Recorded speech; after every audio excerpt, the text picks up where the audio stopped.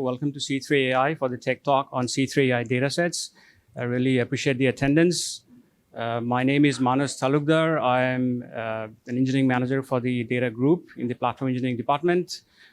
Team K2, that is one of the backend teams in the data group, has been very hard at work this past year and a half, building out C3 AI Datasets, an exciting new capability released as part of the recently available version 8 of the C3 AI platform. It is my pleasure today to introduce the rest of the speakers. So Sharif Jazra is the tech lead for Team K2 with over a decade of experience in the industry. Andrew Fitch, Eddie Cheas, and Xiang Yao are all software engineers, part of Team K2, and they have all made very key contributions to get us here. So for the benefit of our external attendees, we'll start off by talking a little bit about the company. Then we'll discuss the motivation behind C3 AI Datasets, why we built this capability, what sort of challenges did we run into it, and so forth. Next, we'll discuss a high-level overview, followed by the Pandas interface. We'll talk about some of the challenges we ran into in driving towards Pandas parity and how we overcame those challenges. Next, we'll talk about the different execution modes, how we enable the data exploration workflows to be executed on different execution engines, and how it is very extensible and easy to add more execution engines going forward. Then we will talk about the inference aspect, how the workflows authored in Pandas can be productionized for enterprise-grade AI applications in a really easy fashion using a very simple one-line function call. Finally, we'll have a demo showcasing all of these capabilities, and then finally we'll have a Q&A after that. So C3 AI delivers a comprehensive AI application development platform. We develop a lot of applications in-house, and we also help our customers write applications for some custom use cases for applications that we may not have in-house. And we'll talk a little bit about some of these applications in a subsequent slide. To give an idea of the scale at which we operate, our production footprint encapsulates close to 2 billion predictions per day, about 36 billion machine learning features being evaluated every day, close to 26 trillion data elements being managed. You can think about data elements as assets, and over 1,000 different source data integrations within and across enterprises. Our footprint touches close to 50 million businesses and consumers every day. Our AI applications for reliability, for optimizations, for fraud detection, CRM, address use cases across different industry verticals, whether it's healthcare, finance, manufacturing, defense, oil and gas, utilities. And of course, we have customers in all of these different industry verticals. So with that being said, I'm going to hand it over to Sharif to talk more about the motivations that drove us to developing C3 AI Datasets. Thank you, Manas. So I'm going to be going over a little bit about the C3 AI application platform, how it integrates the full data science lifecycle. So to do that, we'll first take a step back, talk about the lifecycle itself, a little refresher about it. So typically, a data scientist will first work with data, pulling it from its data storage, bringing it into memory, getting it ready, cleaning it up. That would be first phase on the left, the data operation phase. They will then go through the ML experimentation phase, so exploration. They're finding out their best feature, fitting models, going through that, those iterations. Finally, the output of that is a model that solved their business case and the features associated with that model. So they're now ready for the third phase, which is productionizing that model, and which is in this case, so deploying the model, monitoring it, using the predictions from that model for their applications, eventually maybe retiring the model, retraining it, and going through the life cycle again. So this is, I think, up to now, I think everybody has realized the value of machine learning, but also how much goes around actually building machine learning models, so the MLOps. And a lot of companies attempt to do this, but in practice, what ends up happening is each team is trying to solve its own business problem by using machine learning. They develop their own tool. There's this kind of siloing and fragmentation that happens. So the data is sitting in different databases. They have different tools for pulling this data out, create different tools to create their features and train their models. And then when they may have different kinds of models for which they have different kinds of deployment services for those. And then eventually, once they deploy those models, they may run into the challenge that their production data is generated differently than their training data. And so, as you can see, there's a lot of potential for fragmentation and siloing when you try to do it sort of in this ad hoc fashion. So C3 AI has, from the beginning, kind of an integrated approach to solving this problem. And so we start really with a single data access layer for all data operations. We provide integrated tools and frameworks, hardware for security, all of that, tools that can talk to each other within the different phases of the life cycle. So essentially, an integrated model ops experience, make it smooth to go from one phase to the other. So a little bit more about the tooling across the C3 application development lifecycle. So we have a lot of different machine learning services that work across each of these steps. As you can see at the bottom part is how they overlap. And really the important thing here is they talk to each other across all these different phases. For example, dataset works across data access to model training, but also interacts with the feature store, which works from feature engineering over to model operation. And there are other systems like ML pipeline, model deployment. So all of these, the point is that they integrate well together. And the second point is that the C3 AI suite offers different tools for people who have different kind of code competency, going from really deep code skills, so they can work directly through Jupyter Lab or Visual Code with the backend system, all over through the people with low code or no code who want to interact with the system through user interfaces, such as we have developed the C3 AI Ex Machina for. So in the remaining part of this presentation, we'll be focused on C3 AI Dataset, which is our Pandas interface on C3. Enables user to load their raw data, do their exploration and feature engineering from day one. So let's talk a little bit about why C3 AI Dataset and how it fits into this ecosystem we just described. So one of the main challenges, which I've talked a little bit about, which is this fragmentation of data. So data scientists that are working with these data, they very likely have to learn about new systems. They have to learn new skills. What they work on may not be transferable from one system to the other. So this fragmentation is one big challenge. The other is once you focused on one execution backend for your data operations, there's potential for locking in onto that execution engine, meaning you're developing code for your pipelines and transformation that only works with that specific system. So with new technologies coming in or workloads changing, needs for new execution arise, then data scientists and engineers have to rewrite potentially a lot of code and logic. So lock-in is the second big challenge. And then finally, I think maybe the most important is that it's not easy to go from exploration to productionization with today's tools. In practice, a lot of data scientists do their work in silo. They develop their models, and then they come to the day of actually deploying them. They have to work with data engineers or backend engineers to productionize that model. So there's still a big bridge there, going from exploration to productionization. So how does C3 AI sort of solve these challenges or addresses these challenges?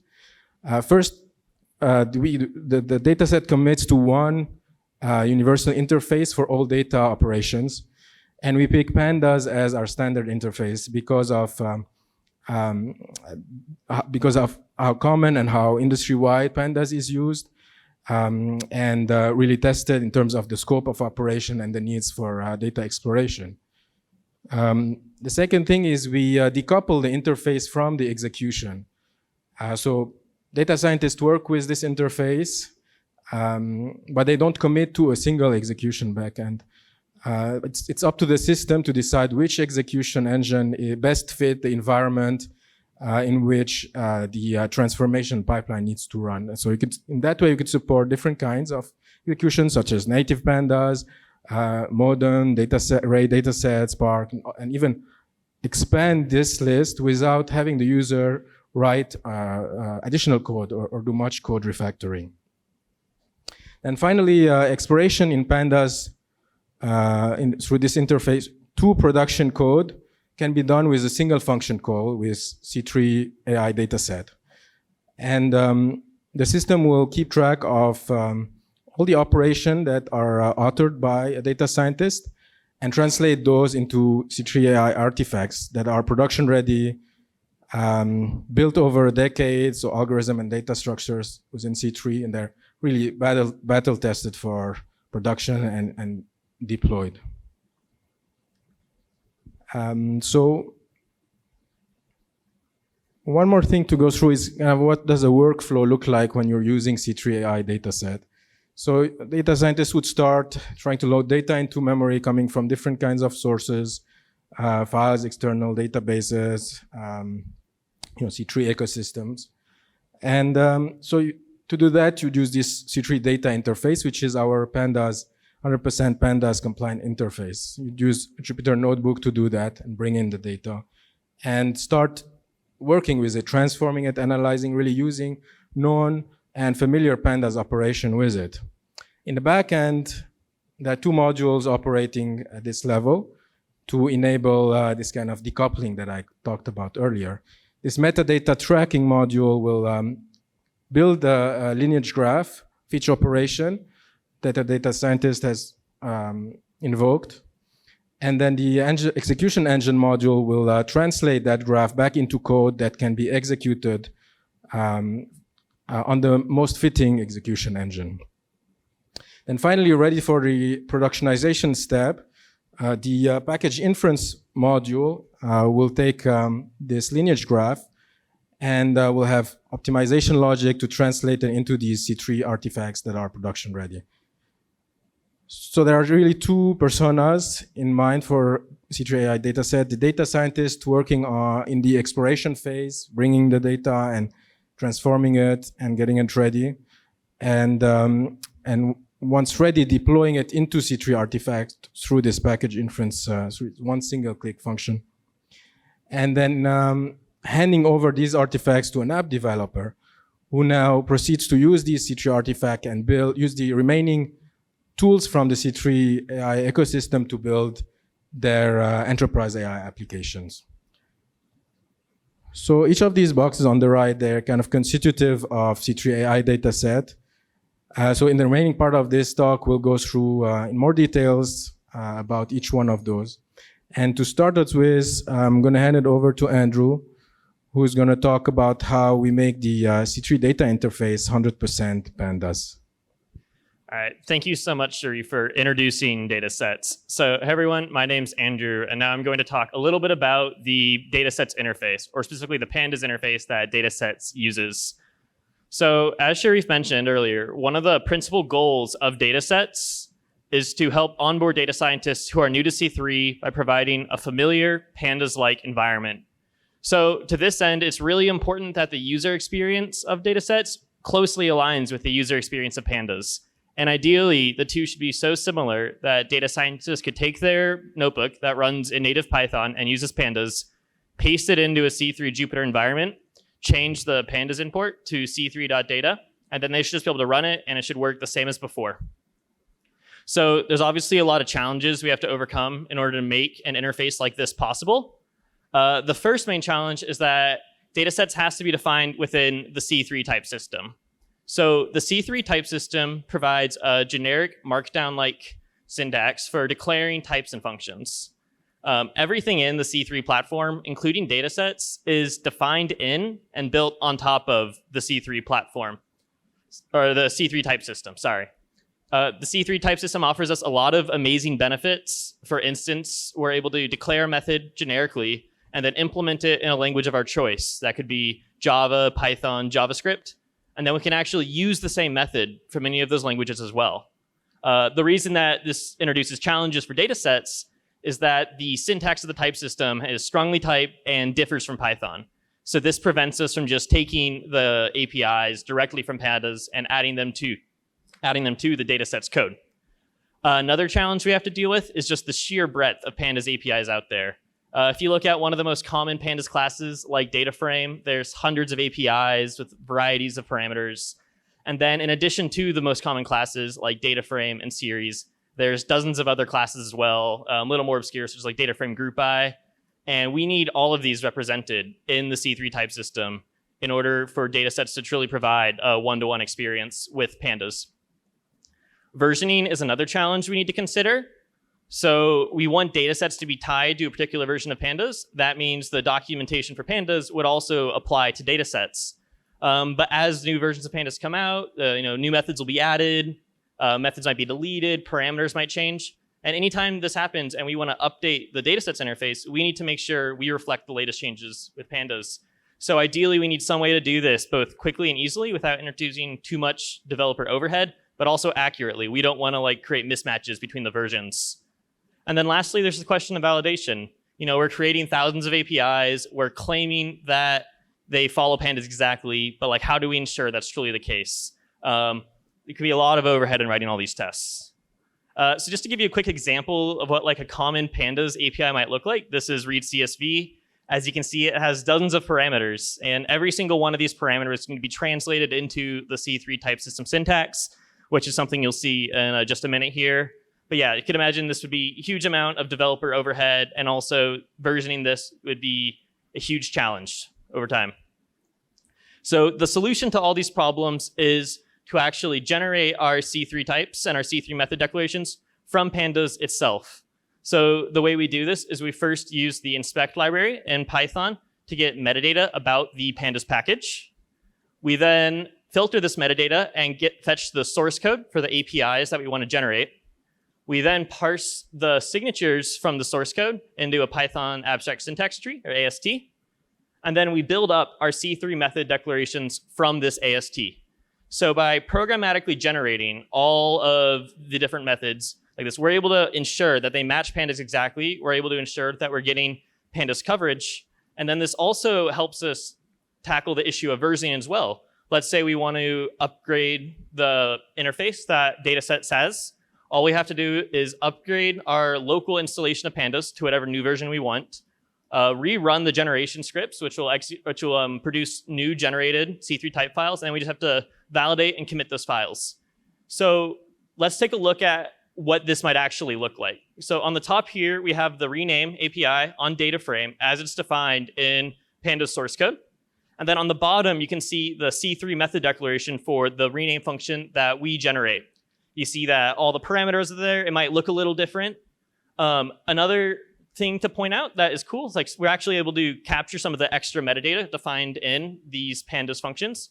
For example, this copy parameter has the type hint bool in Python, and we're able to interpret that as the Boolean type within the C3 type system, which gives us some extra argument validation as well. We're also able to infer things like default values, so you can see the errors function there has the default value, or the errors parameter there has the default value ignore, and we include that as well in our C3 method declaration. So this is great. By generating this, for generating types and methods for every single Pandas class and every single Pandas method, we're able to ensure that our code aligns with Pandas. And then this still doesn't tackle the question of how do we actually validate this, but we're also able to use generation to handle testing and validation as well. So as I said earlier, we want to ensure that the behavior of Datasets APIs matches the behavior of Pandasets APIs. And given that, we're actually able to come up with a generic way of writing tests. All we have to do is run the same API in both native Pandas and Datasets and assert that the result is the same. And since we have this generic construct of writing tests, it's really easy to just come up with a framework where we configure the parameters for different APIs And even these parameters can be generated as well in some cases based on the type hints provided. And then given all this, we're able to generate a large test suite with tens of thousands of tests that does a pretty good job validating our APIs and ensuring that they correspond with the true actual Pandas APIs. So with that, just kind of catch you up where we are here. We have our way of generating the Pandas interface that we want to use for data sets. We have a way of test validation. But now you might be wondering, well, how do we actually execute this code? Where is it implemented? So with that, I'll pass it off to Chiang to talk about the dynamic execution engines of data sets. Thanks, Andrew. My name is Chiang, and I will talk about this, this dynamic execution engine. As we already know from Andrew's talk, that the Pandas interface is already generated through C3 platform.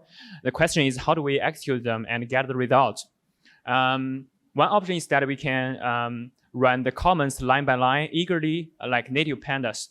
But that is inefficient, especially for large amount of data, since Pandas is single-threaded. Another option is to apply lazy evaluation.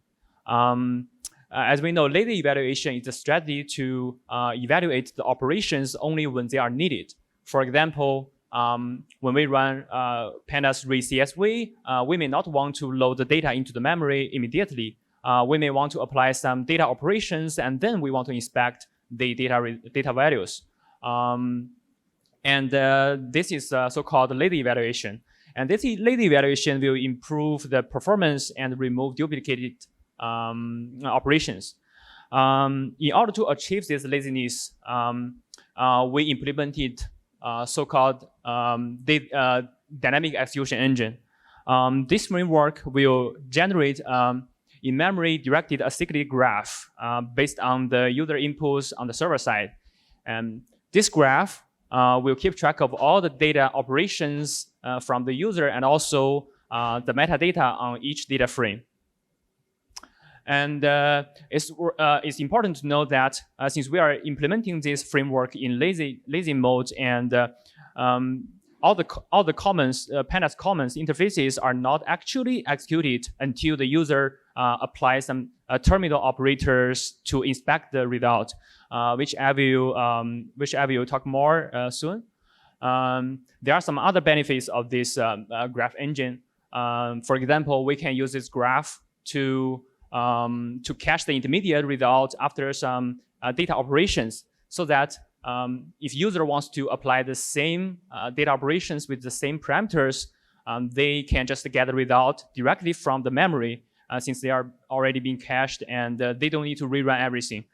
Another thing is that we can even apply more optimizations before the applications are executed.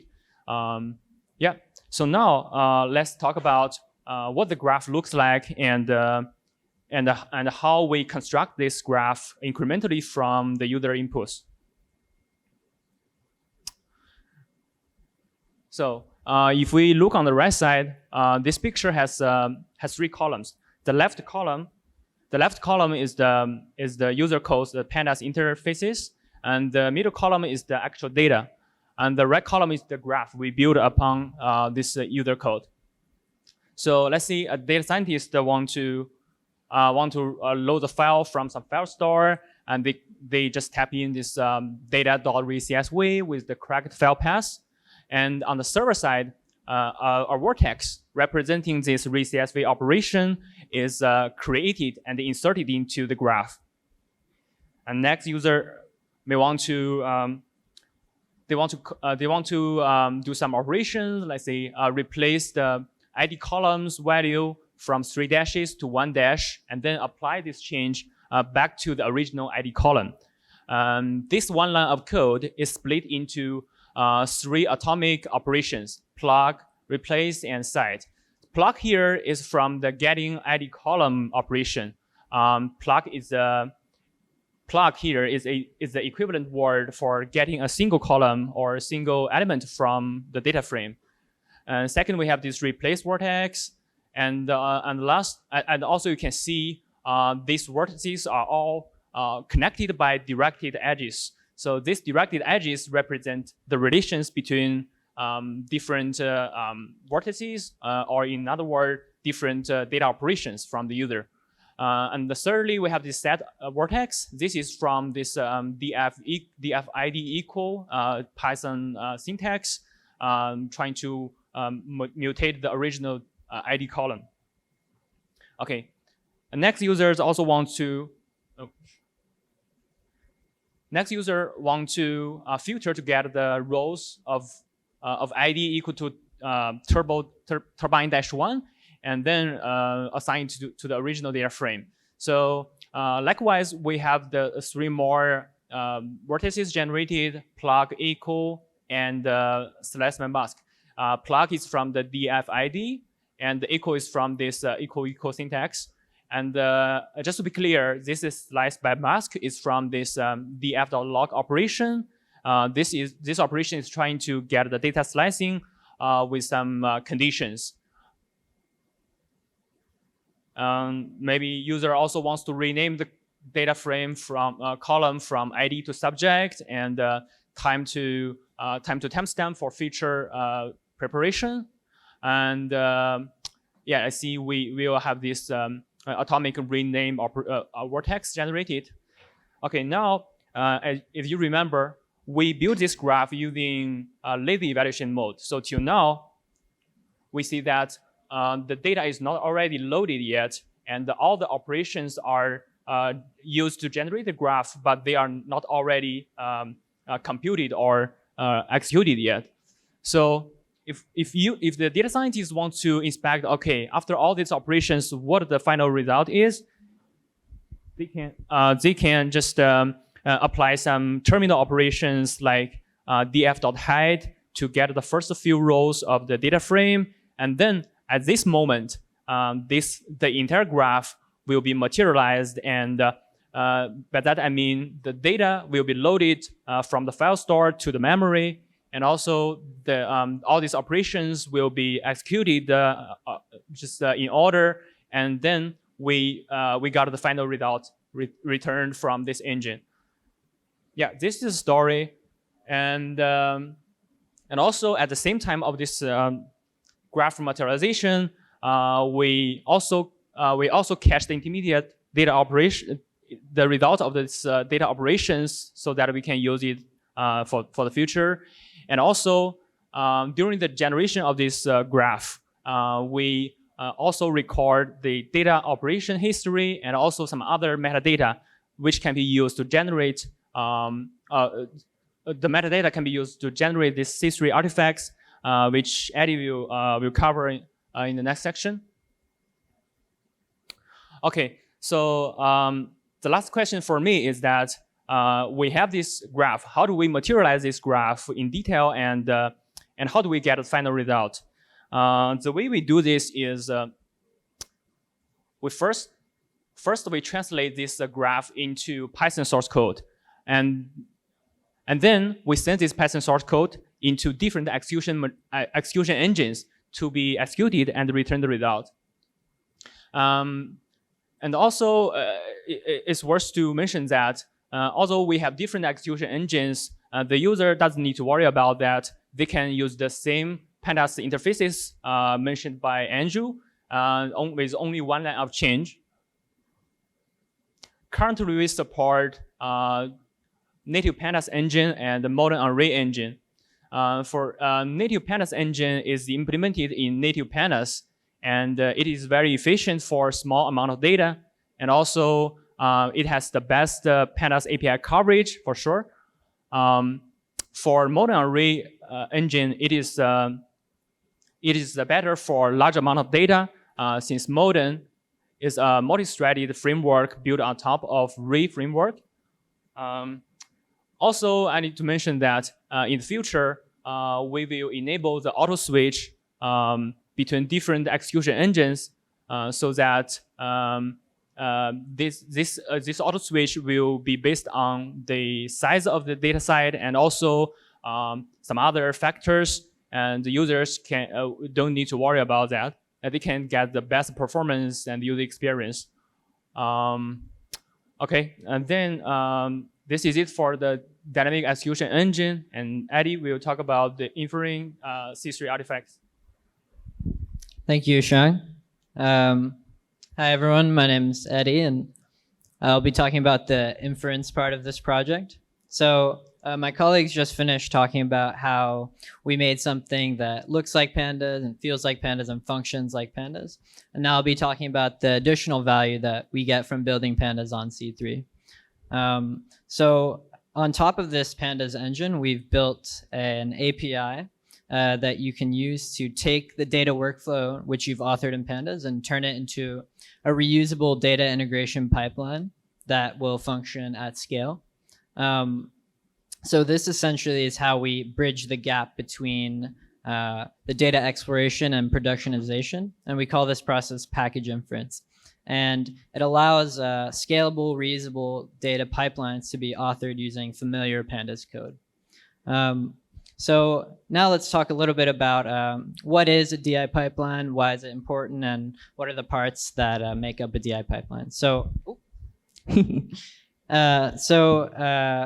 as has been discussed by my colleagues, C3 is a platform for building enterprise machine learning applications. So one of the really important parts of those applications is data integration. So say a customer has raw data that they'd like to use to make predictions. So perhaps they have like sensors taking measurements, gathering data. So data integration refers to the process of pulling that raw data into C3, applying defined transformations to that data, and then persisting it in C3 data stores.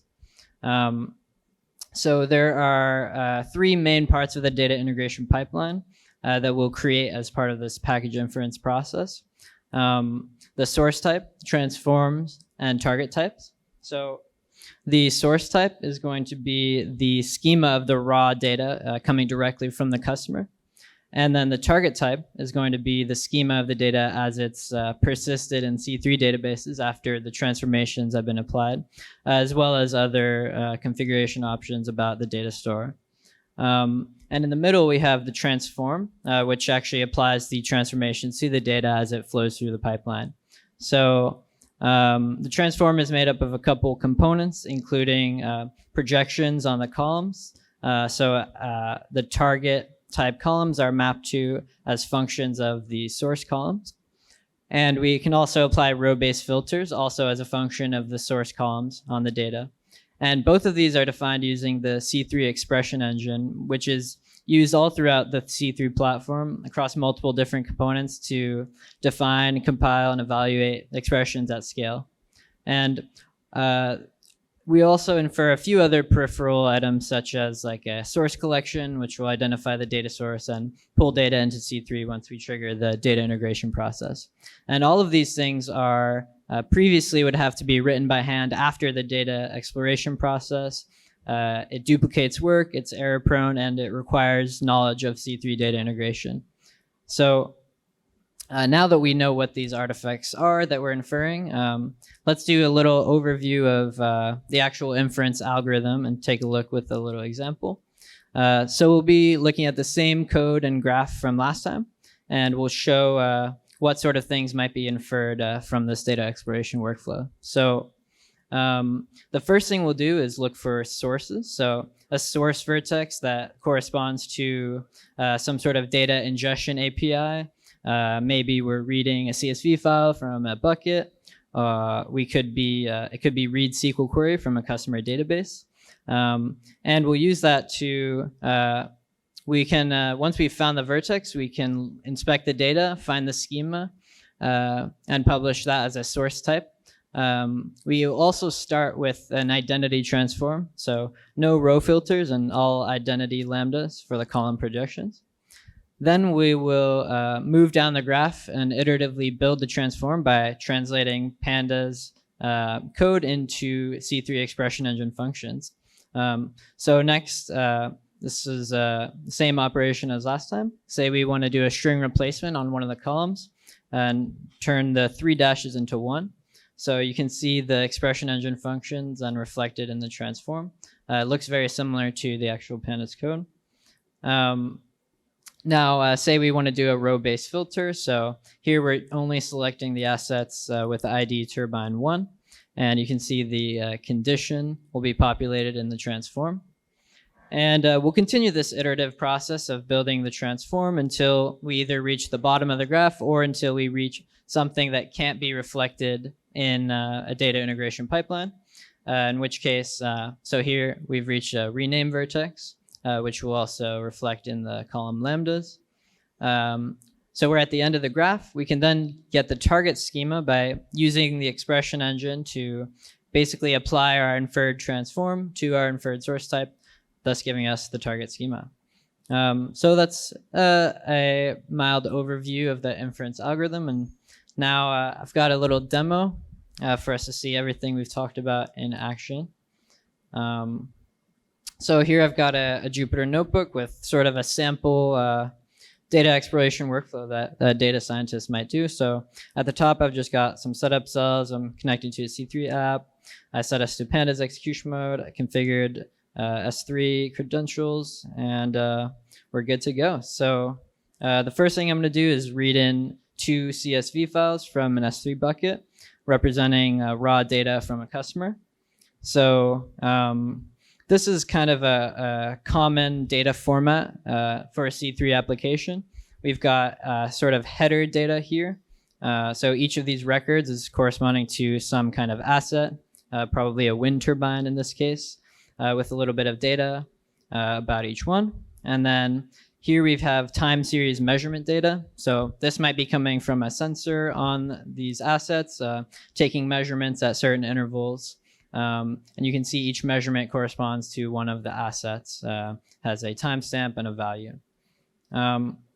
So let's start doing some, basic data exploration like you would in Pandas.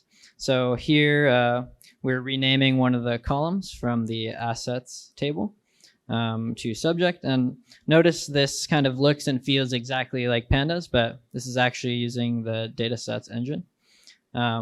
Here we, if you notice, one of the tables uses 1 dash, the other uses 3. So let's just do our replace operation, make those match. So now we've got turbine dash 1, 2, and 3 in the assets table.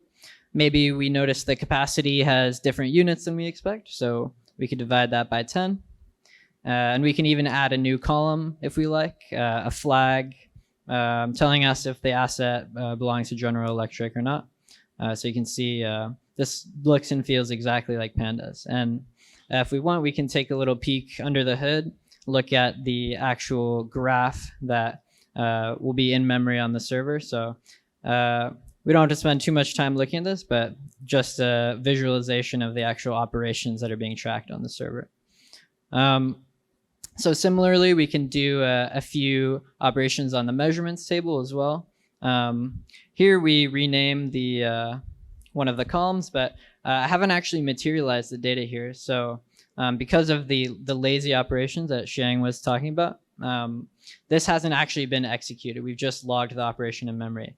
And here, when I visualize the data by selecting only the measurements corresponding to turbine 1, now all of the above operations are executed in one shot on our backing engine. So we can also do things like group by and resample the interval in which we have the data. And we can even plug data sets into libraries like matplotlib. So here we can visualize the rolling 5-day mean and rolling 20-day mean of the measurement data. Cool. So say that we're satisfied with our data exploration. Now we can use the package inference API, package update, and generate some artifacts and productionize this data workflow. So let's take a look at the different artifacts that I was talking about earlier. So here are the source types, which have been upserted to the application. We've got the schemas of the raw data that we've inferred that we read from the S3 bucket. And we can also look at the target types. You'll notice the fields have been renamed as we did. We've got this additional column that we added here is GE, which we've inferred to be a Boolean. And we can actually fetch and look at the transforms and take a look at the expression engine functions in the projections, as well as the asset measurements table had a filter applied to it, which we see there in the condition field. So the last thing we can do is actually now that we've built this data integration pipeline with the artifacts, I'll fetch the source collection. So this is pointing towards the S3 bucket that we read the data from. And then I'll call the process API to trigger the data integration process. So now the application is pulling the data from S3. It's using the expression engine. It's applying the transformations to the data, and then it's persisting it in C3 data store. So now we can do a little comparison. Here's the same data frame that we were just doing the data exploration on. And now we'll do a fetch of the integrated data from the C3 database using the eval API. And as we can see, the data has gone through the pipeline. It's had all the same transformations applied to it. You see the renamed columns, the additional column, the removed dashes. Yeah, so that's all for the demo. Thank you, Eddie, for the excellent demo. So looking ahead for C3 AI datasets, we not just want to be 100% Pandas compliant, not just have Pandas parity, but we also want to build some additional convenience APIs on top of Pandas. So we really want to be Pandas++. And then I think we also talked about adding other execution modes. To give just one example, last summer, we had a couple of excellent interns on the team, one of whom actually prototyped a new execution mode on top of Spark. I mean, that's just one of the execution modes we are hoping and planning to add on top of C3 AI datasets. And also, as I think Xiang mentioned earlier, we want to get to a state where we can very intelligently switch between different execution modes, depending on the size of the data set, the type of the data, and so forth. We have some really interesting use cases lined up for addressing optimization of our package inference algorithm, so that we can not only work with existing types, but with new types, but also existing types and so forth. And then finally, we also intend to refine our collaboration story, so we make it even more seamless for data scientists to be able to work off of the same notebook or other multiple notebooks when working on C3 AI datasets. So even though we had just 4 speakers for the talk today, I do want to acknowledge that we have multiple members of Team K2 who have contributed towards this effort. They're all seated here, so if you guys can please raise your hand or stand up. And then if you have questions, please reach out to anyone here. We'll be around for a while. Beyond just the immediate engineering team, I also want to thank the broader data group and the platform engineering department. We have worked very closely with teams in cloud, in MLE, and truly, I sincerely believe that the collaboration that has led to this product is one of the highlights of our culture here. Specifically, I want to give a shout out to David and Rohit from the platform engineering leadership for the numerous sync meetings, the countless ad hoc discussions, the whiteboarding sessions that has incrementally helped us to fine tune and refine the product going forward. Last, but definitely not the least, I want to thank our product manager, Shiva, for his valuable inputs and for representing the team so well in various customer engagements. So with that being said, we are open for questions. But before that, we are hiring. You can scan the QR code to get directly to the job posting for the teams that have been working on this exciting capability. If you're listening to the recording, please pull up your phone, scan the QR code, and apply. And please do not hesitate to reach out to me on LinkedIn. With that being said, we're open for questions. Thanks so much for your talk. It was great. I had 3 questions, if I may. Sure. The easy one is when you mentioned the threshold between a small data set and a large data set, so thunking from Pandas to Modin and Ray, roughly what is that? A lot of gigabytes, terabytes, a lot of terabytes? It's in the order of gigabytes. Okay, at sure. this point in time. Yeah. Sure. And then my second question was, did you build this entirely, on scratch, or did you look at other things like H2O or AutoML versioning? Does it correspond to the code versioning, or you didn't use any off-the-shelf system for this? There's no off-the-shelf, other products that we use. It was built entirely from scratch. Sure. What are you using for code versioning, or for code versioning or model versioning? So model versioning is not encapsulated within the capabilities of C3 AI datasets at this point in time. Right. But we do have that baked in as part of our ML pipelines and model deployment frameworks. So we'll probably have other talks at some point where we will address these capabilities. Sure thing. And then my last question was, when you mentioned the C3 type system, without saying anything confidential, but roughly what is that? Or will you be contributing it back to Pandas, or a subset of it to Pandas open source? C3 type system, you can think about it more of an abstraction, which enables really easy integration with all sorts of other technologies. I mean, Pandas is just one technology that we have integrated with. We will, I mean, at this point in time, let me say there's no plans of making any contributions back. Right. Sure. Just it would be really cool, even if there's a very small subset that you're able to contribute back to Pandas. From type system itself, probably not. However, I mean, kind of along the same lines, we have certainly filed reports, have had discussions with other open source technologies that we have integrated with. I don't want to name any at this point in time.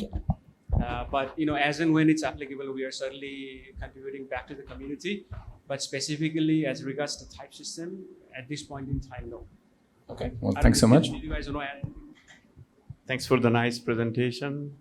I just have a short question. Do you guys have also plan to support some functionalities for tensors, as in PyTorch or TensorFlow?